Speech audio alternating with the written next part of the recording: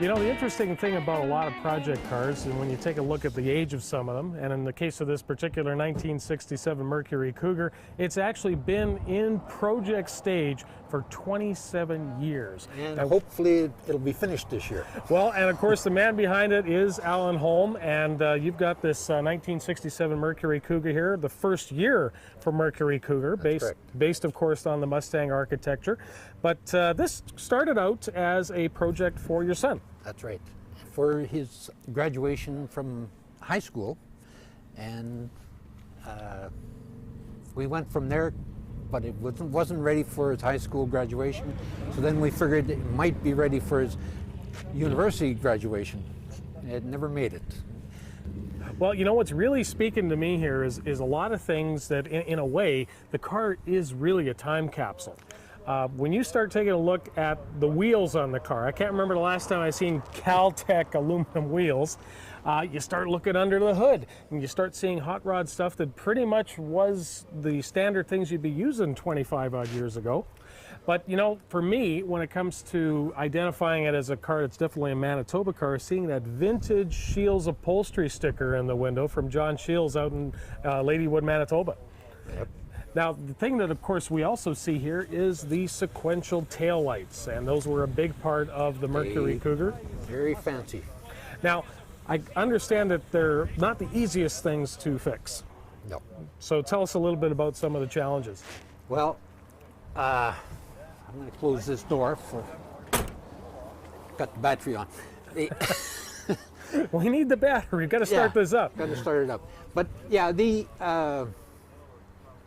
right now, with the sequential lights, it took hours to get them working properly, but we've now been able to also get a new package for the sequential lights, digital, so that it'll be working properly. So it replaces the old systems that were so problematic. Right. Now you've got something that works really easy. Something that'll work properly. Hopefully it'll work properly for the rest of its life anyway. Now this started life, of course, with stock 289 and an automatic, and now it's had a little bit of changes to it. Yeah. Tell us about the performance upgrades.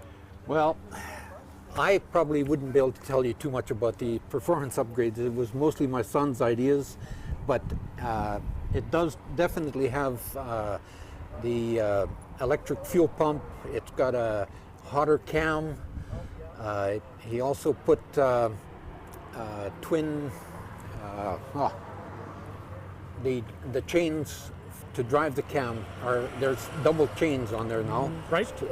Which apparently helped to make it a little faster. And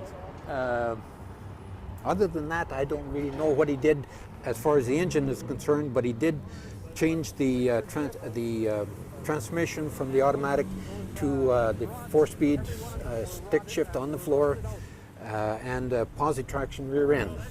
Right. And it does move.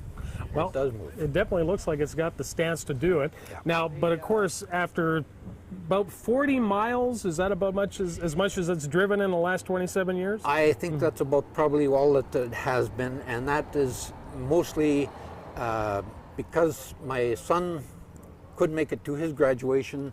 A couple of our nephews have borrowed it for their graduation, so it has gotten to a graduation. Well, that's good. But of course, now getting this car to graduate to the level that we need it to get to, where is it on its way to today on this trailer? It will be going to a friend of ours to finish off the electrical work in Selkirk, and hopefully it'll be done by the end of this month. Great. I'm hoping. Well, like I say, taking a look at it and taking a look at, of course, what was actually in and fashionable, say 27 years ago, it's great to see it preserved so well, and it definitely is a great part of Manitoba Cougar history, so we're glad to see it getting back up on its feet. Well, I am too. This way I hope I can get it out of my storage so that I can put some of my own vehicles in it. It's all about cleaning out the garage, right? That's right, that's right. I've gotten to the stage where I definitely have to get rid of some of my vehicles that I've got, and this is one that was taking up storage for my vehicle that I can't get into my garage. Well, I think it's time for your son to definitely get this one back on the road. I think so. And I have to tell you, I just love all the vintage pieces here, and it's definitely going to get attentions at car shows around Manitoba. So Alan, thanks for bringing it today on the Carport. Thank you. Nobody who builds cars wants to see what happens to them when they get hit. No. And I'm here today with TJ Seelan. We're here at JC Customs, and this looks to be something that can't be resurrected.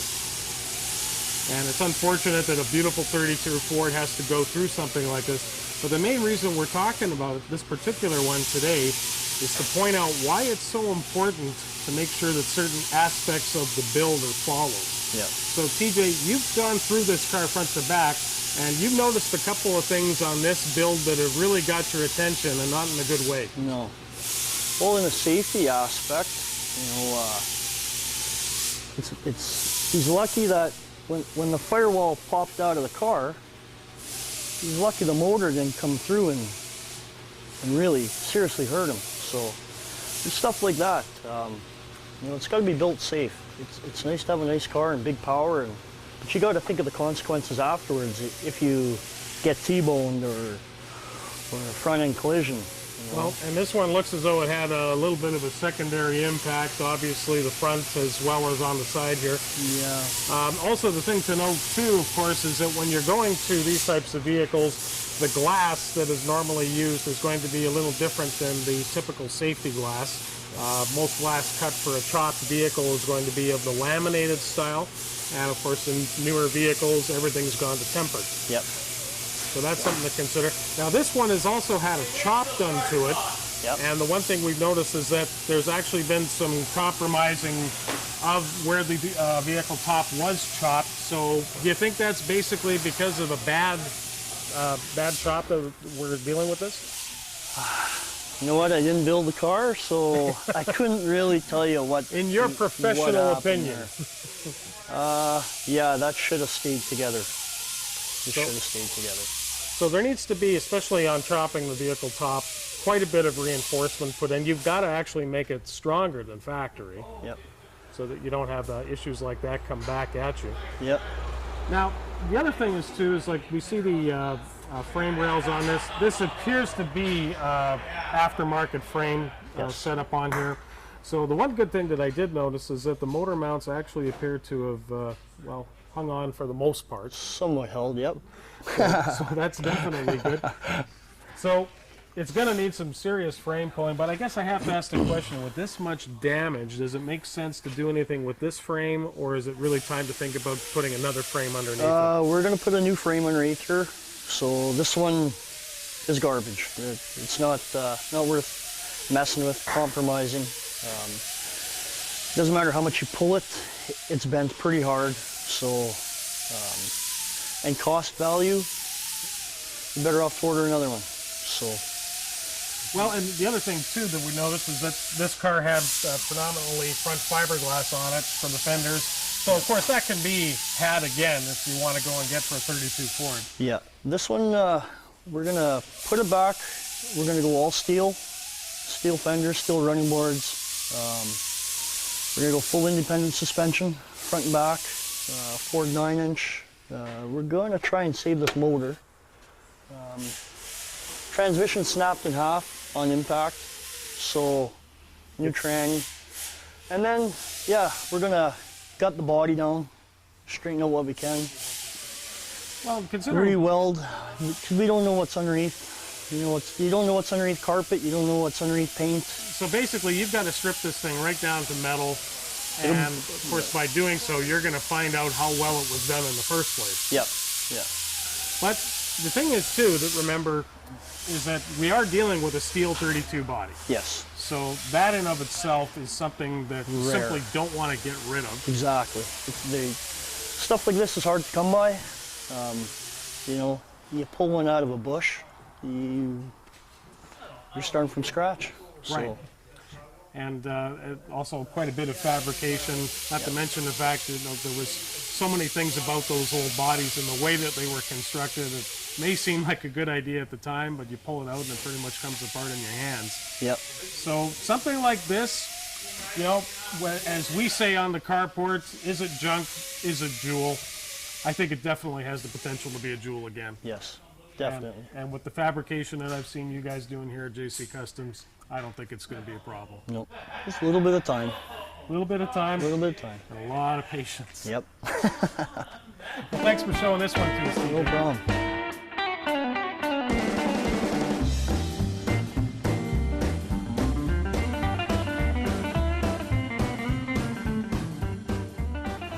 It's not too often that there's such a thing as a used car that's actually got a heart to it, and that's why we're down here today at Buck's Auto Parts with Daryl Reiser. Daryl, thanks for bringing us into a place that maybe not too many people know about. Well, it's thanks for coming down and having a look around, and it is a bit of a Winnipeg icon, formerly being Merv's, but yeah, you'd be surprised how many people don't know we're here. Well, I've lost probably 3 to 4 pints of blood here over the years, pulling off everything from Pintos all the way up. But the one thing that, of course, the Buck's Auto Parts is also the deposit point for vehicles that are donated for the Kidney Foundation. That is correct. And, of course, now a lot of these vehicles are probably ready for the shredder. Majority of them are, yeah. There are a lot of old cars that have been sitting for a while and just really have no roadworthy or any value in that regard. But there are some cars that have, you know, are definitely worth putting back on the road. And that's ones we kind of keep inside or try and have out front and raise some money for the Kidney Foundation and sell them that way. Well, and inside here, what we've actually got is a very interesting selection because, of course, the one thing that in Manitoba, we've got a pretty short season when it comes to motorcycles. Very short. So what we've actually got here is quite an interesting collection of mostly Japanese motorcycles, but you know, what's really striking me is interesting is how old some of the stuff is. I think we're going back to about a 1963 Honda here. I believe that's what it is. That's as far as we could date it back. It's amazing what actually starts collecting dust inside garages around town. So there's a lot of stuff out there. Every day is a different story. You never know what you're going to get. So now I think people should know exactly how it works. When you've got something that you believe to be saleable, you obviously put a price on it, or is that decided by the previous owner? No, it's pretty much up to me, and I know I have a pretty good idea of the interest of most of the customers and the clientele in the Winnipeg and Manitoba area. And I'm not biased to just about anything. I'm not a motorcycle guy, but I know what people like, and if it's not rusty and runs all right, I try and keep it around and set the price that way. So it's definitely a great place to be looking for that next project too, if you're looking for something kind of interesting. It definitely is a place to find something that you want to work on over the winter months, or something to put together in a couple weeks and turn into a daily driver for if you have a student or and whatnot. We've always got something here. There's no shortage. Well, the other thing that you've told me too is that you actually have quite a few instances of people who are maybe at the point where they want to stop driving, don't know what to do with their vehicle, and they give it to Kidney. Yes, so you get a few vehicles like that where maybe age becomes a factor and they've had their car for a long time and they want to do a good deed with it, or they might know someone who's going through dialysis or anything regarding maybe the Kidney Foundation. And you know, the whole idea is it is a charity and people want to do good things with their car, and they bring them to us and donate them, and I try and reward them as best I can if it's a sellable car, and try and give them as much money as possible.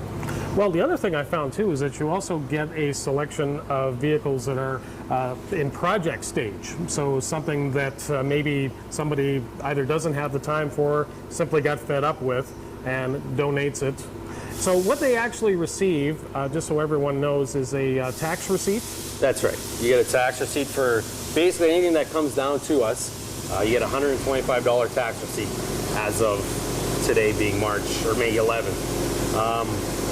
If it's going to go for scrap, that's the tax receipt you're going to get. If we deem the vehicle to be resellable and whatnot, then you'll get a tax receipt for what I end up selling it for. Might take 2 weeks. Sometimes it takes 6 months. Some of these motorcycles here have been here almost as long as I have, but we haven't given up on them. Some cars show up here, and within a couple weeks, I'm getting a good dollar for it, and we get it out to those people that want to fix it and drive them, or turn them into a project that they can drive. Well, I have to admit, probably the one that's got my attention the most is because one of the first ones I used to knock around on was a Honda Nighthawk. Oh, really? So we might have to talk business on this one. Looks to me that it's actually in quite good condition, but just suffering the ravages of sitting in a garage for many years. Most of our motorcycles come like that. Now, the cars themselves, as we take a look out here, we've basically got a very interesting selection. So everything from trucks to SUVs, station wagons, sport coupes, and of course, as we can see here, varying degrees of condition. So Very much so, yeah. now, the other thing is people need to know, of course, is that the prices are quite reasonable, considering because the vehicles that are sold here, they have been given an initial inspection. That's right. So, but it is up to the person who purchases it to take it through and get it done. Yeah, anyone who buys a vehicle from us, we will send it in for an inspection and find out what that shop says it needs to be repaired so that it can be put back on the road in a safety condition.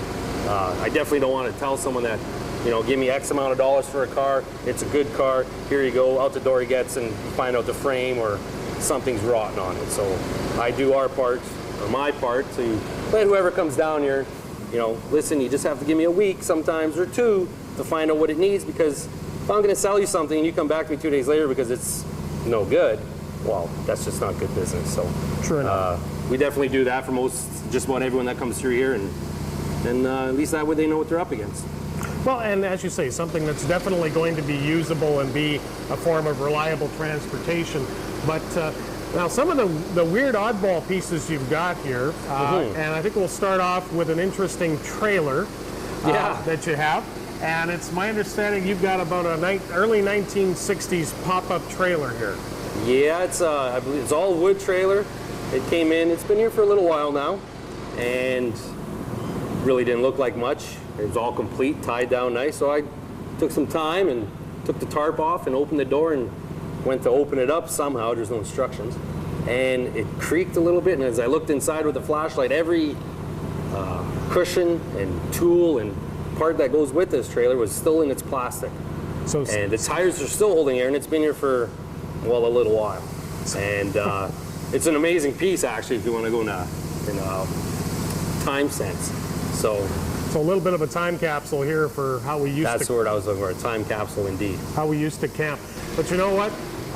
From what we see here, a lot of this is pretty generic stuff, but you've got some stuff hiding in the back that we really got to take a closer look at. We do have some stuff back there that we like to keep, not necessarily because it's out of sight, out of mind, but we know we got to get a good dollar for it because it's quite a unique piece of equipment, I find, anyway. So good. Well, let's have a look. Let's go take a look at them. Absolutely. So here's an interesting piece that was donated. It's an 81 Datsun 280Z X with a whatever standard. And too bad it's not a turbo. It's not the turbo, unfortunately, but I think if it was, it probably wouldn't be here. We'd wrapped around a pole somewhere. Well, it's definitely a high option car, of course. Black T-tops. And of course, for the time, this was actually one of the more formidable performance cars out there. Now, of course, the thing you got to watch on these is the front frame rails. So basically make sure that those are intact and you got something good. But this one here, you know, definitely as a Winnipeg car, it's an impressive survivor. Indeed it is. I've seen a few of these and they go straight in the yard and we can't even pick them up with the loader because they bend in half. Beautiful. Very nice car, actually. If you're a Datsun kind of guy. And then unfortunately right beside it is a nice cherry red Sebring that, well, needs a transplant of some sort. But there's a variety of stuff that we get here. Well, and the thing that we also have to make people realize is that, yes, there are people that donate their cars out of the goodness of their heart, and they are decent. But of course, there is going to be something that might be in here because there is an issue. Right. I'd remind just about everyone that does come through. I mean, it might look like $1 million on the outside, but it's here for a reason. And I try and find out why it's here, whether it's an engine or a transmission or rotten frame. I can't always find it, but I try to. And if not, I tell the person who's interested in said vehicle, have a look. I know it's 40 below out. Crawl underneath, take a look around. Don't just try and hand me any money because I won't take it because I don't know enough about it. And Well, the other thing is too is that you're within close proximity to garages to do Manitoba safety inspections. Yeah. So it's right down the road. So if somebody really is interested in something, it's not a big problem to get it looked over properly. Exactly, and I won't sell a car without having it looked at, or myself looking at it, because nothing travels faster in the car world of Manitoba that somebody got a raw deal, and that's not what we're about here. Well, definitely doesn't look like you're doing that at all. But hey, I think we should take a moment and take a look at a very interesting point in time for Buick and sports cars. Yeah, we could do that. It is a Buick, so I'll let you run the course on that one. Yeah, here we have an 88 Buick Reatta, which I've personally never seen one before. And apparently it's a rare piece of automotive history. Well, definitely is. I mean, there was a point in the later 80s at General Motors that they thought that they could basically take what was powering LeSabres and turn it into a two-seater sports car. Well, they've definitely styled one here, I'll say that. Well, 3.8 liter V6, so I mean, if you think about it just in the sense of mechanicals, not necessarily a car that's going to give you a lot of grief. You're definitely able to get the mechanical bits for it. Now, remember, of course, that this was a very low production car. A lot of oddball pieces for this were only made for Reatta. But the interesting thing is that this car is actually somewhat of a project, because you've actually found quite a stowage of spare parts within it. Yeah, the individual who donated the car must have put this one together. I found out through a little research that it was fixed through, as a rebuilt status, which, for those who don't know, Autopack, if it's been through Autopack write-off and fixed once, your TOD will tell you that it's been so, and it has been rebuilt once. So, and of course, it has to go through integrity to get back on the road. Right, exactly. So this one here, the guy must have put it together because, like you said, there's not many of them around. And when it got here, I think we put a battery in it, and it fired right up. And I wanted to see how many golf clubs it could hold in the back. And well, this one won't hold any, because the guy put every electrical module and bit piece that he thought, and I believe would be only particular to this unit. So it was a project, and I think the guy or him or her, whoever it was had enough of it. Well, definitely not for the faint of heart, but something like this, as we say, it's definitely a point in history that not too many people are aware of. And if you want something oddball, there's definitely a lot of that coming through for the Kidney Foundation for Bucks Auto Parts. Yeah, I always recommend every couple weeks to take a leisurely stroll over to Bucks Auto and have a walk through the front parking lot at least, and try and come inside if I'm around and whatnot, and see what's showing up, and if anything, have a walk through the yard, because there's stuff that goes out there that you probably haven't seen in 10, 15 years. Well, I'll tell you what, if it's not too much trouble, Daryl, could we maybe come back, or you could maybe let us know when you get something in here that's not for believing? I could definitely do that. That's definitely not a problem. I think when you guys showed up this morning, something rolled in that we didn't have time to put on film, but could be a future episode or something. We'll see. Great. Well, we'll definitely keep our eyes on the compound here at Bucks Auto Parts. And Daryl, thanks once again for being on the carport. Oh, absolutely. It's been an absolute pleasure, and thanks for having me. Great.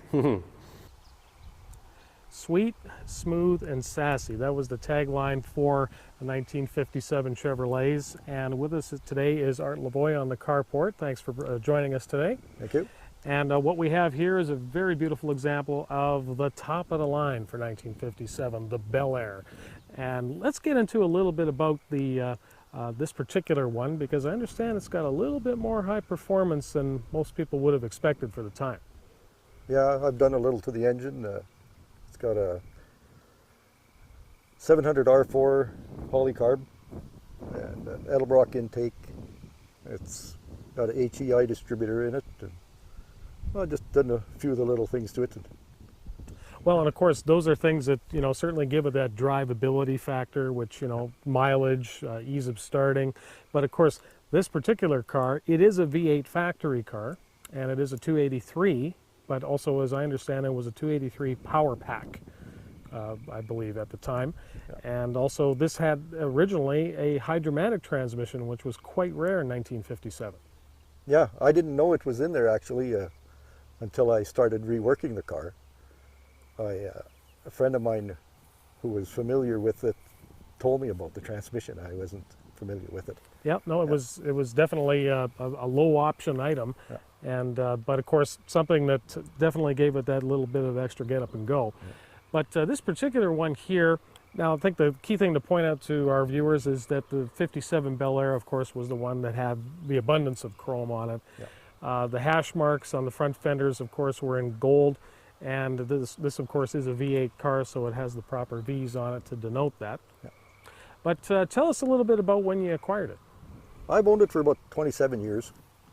It was in relatively good shape when I bought it. We drove it on Sundays, and in about 1992, 93, I started restoring it.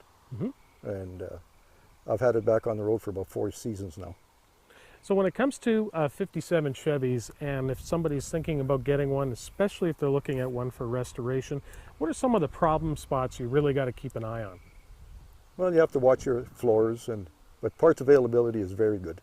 It's not hard to buy. You could build one from scratch. Well, it's definitely getting to that point, Yeah. and there's certainly a lot of companies making all the restoration parts that you need. But any other additional specialty options on this Bel Air that were kind of unique for 57? Well, I believe there's 17 chrome options for that year. 17 chrome options. Yes. So how many of them do you have? As far as I know, I have all of them. I believe you got the bumper guards up front. Yes. That I noticed on the way in. And of course, all the side trim to go with it. And of course, the Bel Airs, you were definitely most likely going to be seeing the additional rubber bumperettes on the front too. Yeah. Didn't see that on the 150s and the 210s. No. You want to see under the hood there? Absolutely.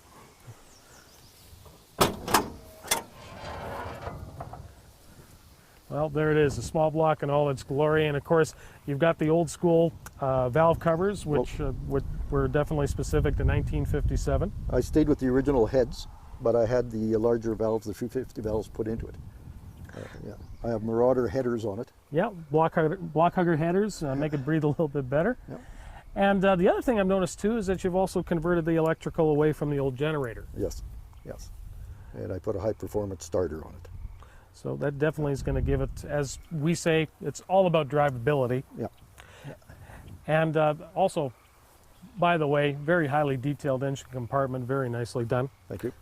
And now the rest of the car itself looks as though you've had a full reupholster done. Was that done by Shields out in Ladywood? John Shields did the upholstery when he was in Selkirk. Oh, he had good. a shop in Selkirk, and it was a frame-off restoration of the car.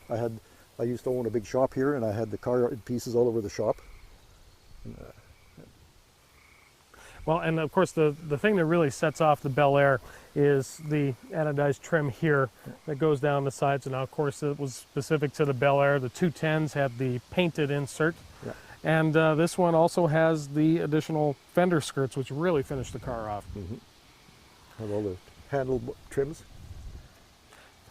Well, yeah, These in here.